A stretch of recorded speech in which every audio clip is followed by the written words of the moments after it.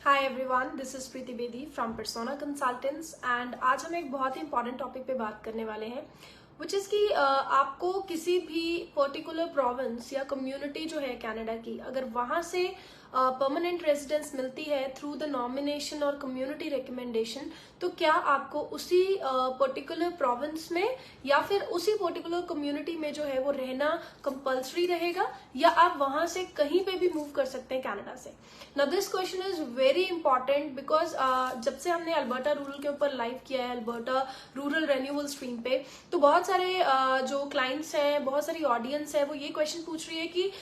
We don't want to go for a rural area, we don't want to proceed for this option if we have to stay in that particular area, because बहुत सारे लोगों को ऐसा लगता है कि जो अपॉर्चुनिटीज हैं वर्किंग की, जॉब्स की अपॉर्चुनिटीज हैं, the life style which will be having in other provinces like British Columbia, Ontario और may be the cities like Vancouver, Brampton, Toronto, वहां के कंपैरेटिवली जो स्कोप रहेगा करियर का एंड द लिविंग स्टाइल जो है वो बहुत कम रहेगा इन द रीजनल एरियाज। तो is it a myth or a reality? Do you really have to stay for 1 to 2 years और कुछ ऐसा स्पेसिफिक पीरियड होता भी है स्टे का या नहीं? ये सारी चीजों के ऊपर आज हम बात करने वाले हैं। So I request all of you to just comment whatever questions you have regarding your permanent residence application for Canada। आप कोई pathway explore करना चाहते हैं, कुछ questions हैं आपके particular program पे, तो आप definitely drop कर सकते हैं and we'll try to cover that in the live session also। So first of all, very good afternoon to all the viewers who have joined। Kuldeep Singh ji, Radhika ji, Rajat Sood ji, Akanksha Rajput, Geetika. So let's start कि सबसे पहले तो आपको किस पर्टिकुलर प्रोविजन के अंडर जो है PNP या कम्युनिटी रिकमेंडेशन के साथ परमानेंट होने पे आपको स्टे करने की जरूरत होती है या नहीं। तो एक बड़ी बेसिक सी चीज है कि कनाडा में जो राइट्स को लेके, फ्रीडम को लेके, that you can live anywhere in Canada, you can work, you can explore the opportunities, there are certain acts for that. और उन एक्ट के तहत, उस एक्ट के तहत हम ये कह सकते हैं कि एक पर्सन जिसको परमानेंट रेजिडेंस का स्टेटस ग्रांट हो जाता है, वो पर्सन जो है वो कहीं पे भी, they are free to live anywhere in Canada. और इस वजह से आपकी सबसे पहली तो ये कंपल्शन जो है वो नहीं रहती है कि आपको कनाडा में कहीं एक पर्टिकुलर जगह पे रहना है। सो ये हम बात कर रहे हैं एक स्ट्रेट अवे पीआर की, like if you have got a PR through express entry direct pathway, जिसमें कि आपको किसी भी तरह का नॉमिनेशन या कम्युनिटी रिकमेंडेशन जो है वो नहीं मिली है, राइट। बट ऐसा नहीं है कि जिन लोगों को पीएनपी के थ्रू, नॉमिनेशन के थ्रू पीआर ग्रांट हो रही है या हम कहें कम्युनिटी के थ्रू ग्रांट हो रही है, उन पे ये एक्ट अप्लाई नहीं होता। तो ये पार्शियली एक्ट अप्लाई जरूर होता है कि आप कहीं पे भी जाके कनाडा में रह सकते हैं। You can explore the opportunities there. आप किसी और प्रोविंस में या उसी प्रोविंस के आप रीजनल एरिया से निकलकर किसी सिटी में रहना चाहते हैं तो आप एक्सप्लोर कर सकते हैं, लाइक ये अपॉर्चुनिटीज। अब पॉइंट ये है कि कैसे ये एक्ट आपके ऊपर पार्शियली अप्लाई होता है या नहीं होता है। सो सबसे पहली बात है कि जब भी आप प्रोविंस के थ्रू, प्रोविंशियल नॉमिनी प्रोग्राम के थ्रू जाएंगे या कम्युनिटी के थ्रू जाएंगे, तो ये कुछ एक्सेप्शंस है इस एक्ट को लेके, जिसके अंडर ये रहता है कि आपको प्रूव करना होता है कि आपकी इंटेंशन नहीं थी लीव करने की। जब आप अप्लाई करते हैं किसी प्रोविंस के नॉमिनेशन के लिए, तो वहां पे आपको प्रूव करना होता है that you had an intention to reside in that particular community or province, right. ऐसे ही लीव करने का भी जो रहता है, अगर लेट्स सपोज आपकी पीआर हुई और आप पीआर के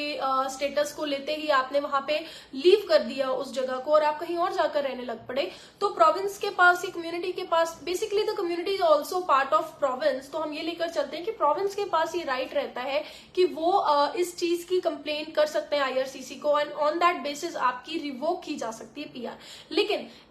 इन चीजों के अलावा देयर आर प्रोविजन जिससे कि आप ये रिवोक होने से अपनी पीआर को बचा सकते हैं। आप बहुत ही पीसफुली और बहुत ही सिक्योर्ड वे में मूव कर सकते हैं अगर आप एक जेन्युइन एप्लीकेंट हैं जिसने कि रूरल प्रोग्राम के अंडर या आप कह सकते हैं एक प्रोविंशियल नॉमिनी प्रोग्राम के अंडर अप्लाई किया था, बट आपको अपॉर्चुनिटीज नहीं मिली। तो कई बार क्या होता है कि आप सोचकर तो जाते हैं कि लाइक इस प्रोविंस में या इस सिटी में सेटल होने की कोशिश करेंगे, लेकिन स्लोली एंड स्टेडली जैसे जैसे आपके स्किल्स डेवलप हो जाते हैं, जैसे जैसे आपको एक एक्सपोजर मिलता है कनाडा का, तो कहीं ना कहीं you start feeling the lack of opportunities in that particular area. और ये बहुत ही कॉमन है, राइट? क्योंकि जो प्रोग्राम्स डेवलप किए गए हैं बाय कम्युनिटीज और प्रोविंसेस, वो कहीं ना कहीं करंट सिचुएशन को देखकर डेवलप किए गए हैं। लेकिन हो सकता है कि जब आप वहां गए, वहां पे आपने कुछ टाइम स्पेंड किया, बाय दैट टाइम कुछ चेंजेस ऐसे आ गए जिसकी वजह से आपका ऑक्यूपेशन का उतना स्कोप नहीं आपको दिख रहा है उस पर्टिकुलर प्रोविंस में, या उस कम्युनिटी में आपको स्कोप नहीं मिल रहा है।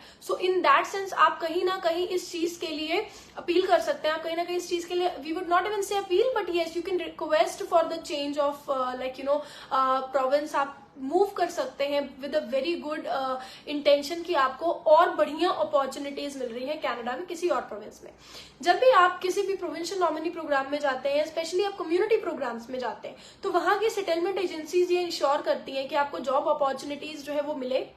आपको किसी भी तरह की दिक्कत ना हो मूव करने में, और आप बहुत इजीली जो है अपनी अच्छी जॉब अपॉर्चुनिटीज लेकर वहां पर सेटल डाउन हो जाएं, अपनी फैमिली के साथ वहां पर रहें। You should buy a house and everything there. But क्या होता है कि वो सेटलमेंट एजेंसीज भी ये 100% इंश्योर नहीं कर सकती that you are getting a job. हो सकता है कि आपके स्किल्स और आपकी जो रिक्वायरमेंट्स के अकॉर्डिंग आपको कोई जॉब अपॉर्चुनिटी नहीं मिल पाती है। तो उस केस में अगर आप ये प्रूव कर दें कि आपने सभी ओवरऑल जितनी भी उस कम्युनिटी में ऑप्शंस अवेलेबल थी या उस प्रोविंस में ऑप्शंस अवेलेबल थी, आपके पास प्रूफ्स हों that you have applied for all the options and you have not got any kind of revert, या आपको वैसी जिस तरह की आपकी अपॉर्चुनिटीज आपको चाहिए वो नहीं मिल पा रही है उस प्रोविंस में, आप अपनी इंटेंशन प्रूव करें कि आप गए यहाँ से, आप वहां पर स्टे करते हैं बकायदा for some period, for a period of you can say few months, और आपने वहां पर जाकर अकोमोडेशन लिया, आपने रहने की कोशिश की, ज्वाइन किया, लेकिन उसके बाद कुछ महीने, may be it can be 2 months, it can be 3 months, 6 months, totally dependent on your situation कि कैसे आपका वो सेटलमेंट उस पर्टिकुलर कम्युनिटी या प्रोविंस में नहीं बन पाया, and then you finally decided to move on from that province. तो कहीं ना कहीं ये प्रूव करने के बाद आपको किसी भी तरह के मिस रिप्रेजेंटेशन की वजह से रिवोक जो पीआर करने का प्रॉब्लम नहीं आएगा प्रोविंस की तरफ से, और आप पीसफुली कहीं पे भी जाकर सेटल डाउन हो सकते हैं अगर आपको किसी और एरिया में अपॉर्चुनिटीज मिलती है। वैसे तो अगर हम आज की बात करें तो रूरल एरियाज में भी काफी सारी अपॉर्चुनिटीज आनी शुरू हो गई हैं। करंटली भी अगर हम बात करते हैं तो इस टाइम पे रूरल में अल्बर्टा रूरल प्रोग्राम के अंडर डिफरेंट कैटेगरीज हैं, जैसे कि बिल्डिंग मेंटेनेंस मैनेजर्स हैं, सुपरवाइजर्स हैं in construction area, book keepers हैं, then we have admin, sales supervisors, cashiers, cleaners. So इस तरह की वेरिएशन के साथ हम कह सकते हैं डिफरेंट कैटेगरीज की जॉब्स है। कंस्ट्रक्शन एरिया में आपको जॉब देखने को मिलेंगी, फूड कैटेगरी में देखने को मिलेंगी। अलॉन्ग विद दैट ये जो 2 कॉमन नॉक कोड्स रहते हैं, book keepers, cashiers and admin categories, इनमें भी आपको जॉब अपॉर्चुनिटीज वहां पर मिल भी रही हैं, और पोजीशंस भी जो है वो अवेलेबल है to apply for Alberta rural program, because this program particularly needs a job offer. तो ऐसे प्रोविजंस के साथ अगर आप जाते हैं, आप अपना करियर एनालाइज करके जाते हैं कि वहां पर किस तरह की जॉब अपॉर्चुनिटीज अवेलेबल है, जिसकी सही गाइडेंस आपको हम दे सकते हैं थ्रू अवर RCICs, जो हमारे रेगुलेटेड कैनेडियन इमिग्रेशन कंसल्टेंट्स हैं या फिर लॉयर्स हैं which who are like residing in Canada. Even our director Mr. MP Singh, managing director Mr. MP Singh, he is also like a Canadian citizen। तो उसकी वजह से कहीं ना कहीं आपको वो सारी इंफॉर्मेशन मिल जाती है एग्जैक्ट की क्या क्राइटेरिया है वहां पर जॉब्स का, रूरल एरियाज में किस तरह की अपॉर्चुनिटीज है, और आप उसके बेसिस पे मूव ऑन करते हैं अगर रूरल में, तो आपको सबसे पहले तो एम्प्लॉयमेंट की दिक्कत नहीं आएगी। And even if you have you are facing some problems like after PR, तो आप इजिली मूव कर सकते हैं। तो ये मिथ है बिल्कुल कि आपको 1 या 2 साल रहना पड़ेगा, ये कहीं भी नहीं लिखा हुआ है, कहीं भी मेंशन नहीं है कि आपको उस पर्टिकुलर जगह पर 1 से 2 साल रहने की जरूरत है, और आप इजिली मूव कर सकते हो अगर आपकी इंटेंशन है to get a better opportunity in some other area. So that was all for today, और बताइएगा जरूर कि कैसा लगा आपको आज का लाइव सेशन। अगर आपको इस टॉपिक से रिलेटेड या कनाडा परमानेंट रेजिडेंस से रिलेटेड किसी भी तरह के कोई डाउट्स हैं, कोई क्वेश्चंस हैं, तो आप लाइव में भी ड्रॉप कर सकते हैं, या हमें सजेशंस भी दे सकते हैं कि हम किस फर्दर टॉपिक के ऊपर आपके साथ लाइव करें और आपकी क्वेरीज को रिजॉल्व करें in the live session itself, right? So thank you very much, stay connected with us, don't forget to like and follow our page.